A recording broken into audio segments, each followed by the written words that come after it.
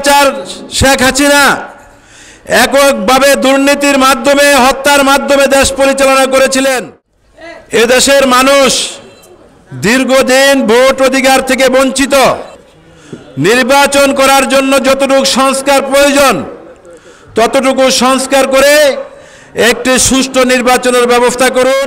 সংস্কারের নামে ক্ষমতা দীর্ঘস্থায়ী করে আপনারা ক্ষমতায় থাকতে চান, তাহলে এই দেশের মানুষ সেটা মেনে নেবে না। বর্তমান যে সরকার আছেন, আমাদের নেতা জনাব তারেক রহমান আমাদেরকে নির্দেশনা দিয়েছেন আপনাদের পাশে থাকার জন্য, আপনাদেরকে সহযোগিতা করার জন্য।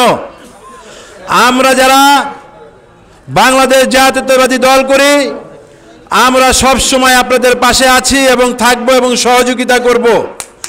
কিন্তু একটি কথা না বললে নয়, আপনারা এদেশের মানুষ দীর্ঘদিন ভোট অধিকার থেকে বঞ্চিত।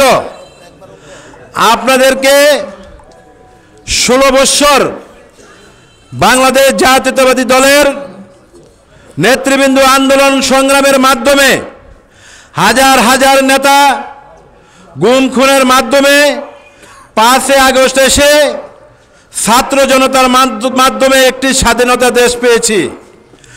আজকে শুধু মানুষ এটা করেছে যে একটি স্বৈরাচার শেখ হাসিনা এককভাবে দুর্নীতির মাধ্যমে হত্যার মাধ্যমে দেশ পরিচালনা করেছিলেন।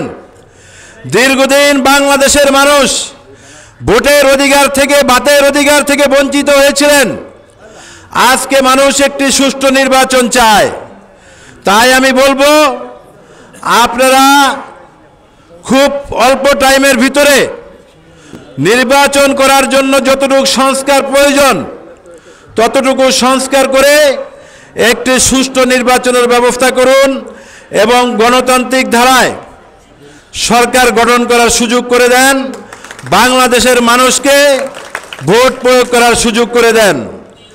আপনারা যদি দীর্ঘস্থায়ী করেন ক্ষমতা থাকার জন্য সংস্কারের নামে, তাহলে আপনাদের অবস্থাও অনেক খারাপ হবে।